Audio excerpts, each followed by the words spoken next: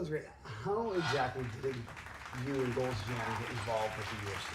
What was exactly? Did they approach you? Did you approach them? No, How did that it work? was interesting because I had been taking Gracie Jiu-Jitsu in Hawaii. I had another residence in Hawaii at the time. In fact, it was I think it was one of the first residences I bought because I was living in Marina Del Rey, and then I ended up buying after I did an exhibition in Hawaii and saw those beautiful Hawaiian girls and Gotta stay here, and the yeah. nice beaches and it's just such a peaceful lifestyle. The only thing I didn't like was Laverack Islands do dissipate a lot of heat. Okay. And that's the problem, humidity and heat.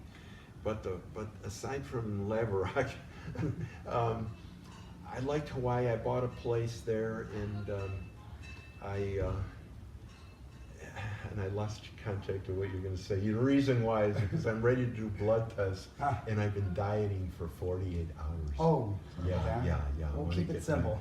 Yeah. We can actually come back to this if you'd like on another segment. No, let's see. You asked the question was. My question is how did you get involved with the UFC? Oh, Did yes. they Oh, gee. contact How you? could I Did you forget contact this? This is them? one of the most important parts of my life.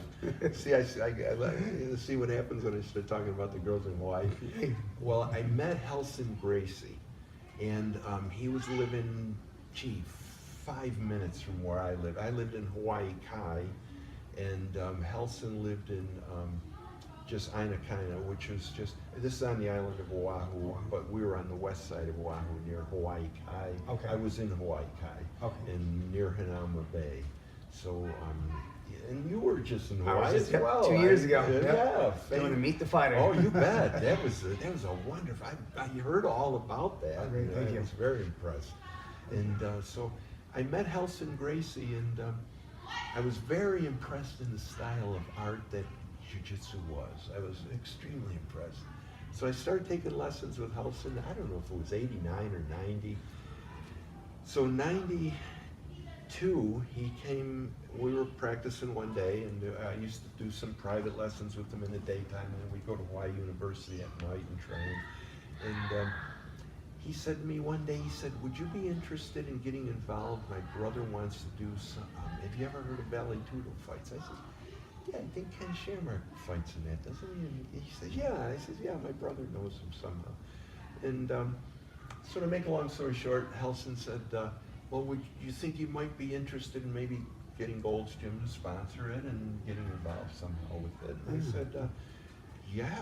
I said, wow, what an honor, Yeah.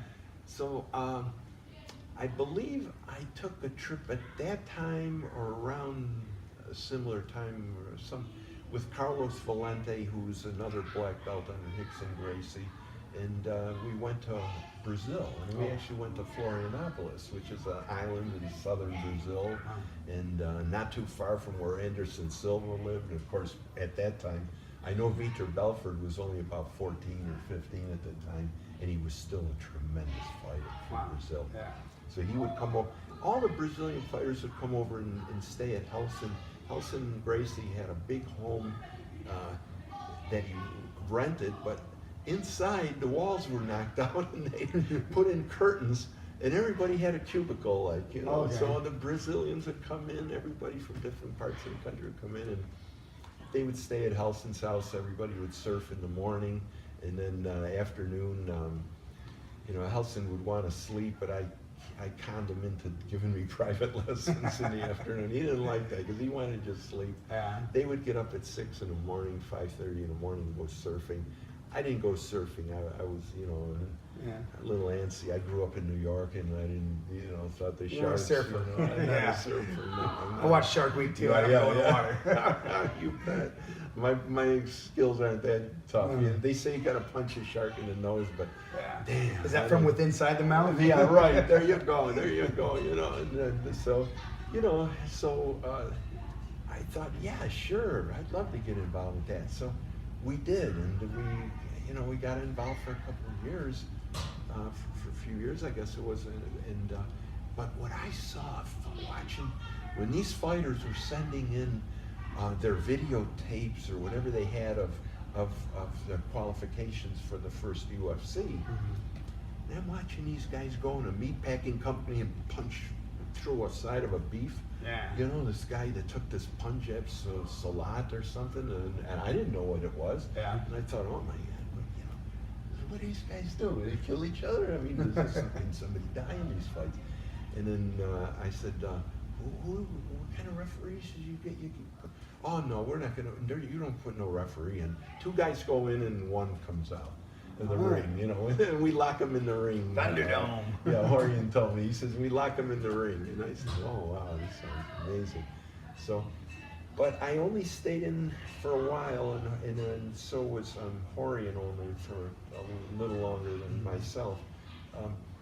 But the situation was that it wasn't because of the way the fights were, because John McCarthy, I believe, after the second fight or whatever it was, went in as referee, and that I remember because at the time he was a brown belt, and his mother-in-law ran the travel agency that brought in the fighters, because I got tuxes for all the Hawaiian fighters, our Hawaiian team, and actually everybody wore tuxes for the after party. And it was really a very nice event. I brought pictures and showed you. Absolutely. There were some unique times we had. During that times when you met Art Davies, obviously, because he was Art a part. Davies, yes, good guy. What a nice guy, you know. Tough little guy too, Yes. you know. He's a tough little guy. You know, I shouldn't call him little. You know, he's maybe an inch or 2 shorter than me. I mean, he's, you know. But I mean, at the time when I was 230 to 240, 250, whatever I weighed, and I see somebody at 200, they look like a little guy. Sure. You know, I was 180 pounds. Now I'm 175 to 180, and I'm a little guy. You're a little guy. Yeah, That's great. Yeah, so as long as I could stay alive, I don't care how small I get. Yeah. I once told my partner, I said, he saw me, super huge. I was about 250 and I was going to a competition, so I was down a couple, maybe 1 or 1.5%, 2% body fat I get down to. Yeah. And he said, Pete, he says, why do you train so hard 5-6 hours a day and to be so big? He says, can't you get the development being a little smaller? I said, Ed, I'd rather be big than I'd rather be dead than be alive than be small, you know, or something like that, because that's what bodybuilding is about. You got to be, back then it was being more bigger and more, you know, cut and big. Now it's, you know, you got to have the perfect shape. And, you know, I was striving for both, but I thought, you know, if I could be bigger than everybody else and be in perfect shape, then I'll win. And I did, and I won the American Award based on that technology. Definitely.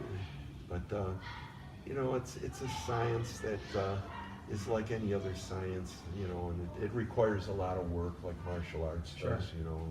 And nowadays, it's not only martial arts, but the MMA, which is a phenomenon in itself. Absolutely. Well, we're doing it all. Well, ladies and gentlemen, we're here with Mr. Pete Grymkowski. He is the man, the myth, the legend. We went from Gold's Gym to the UFC.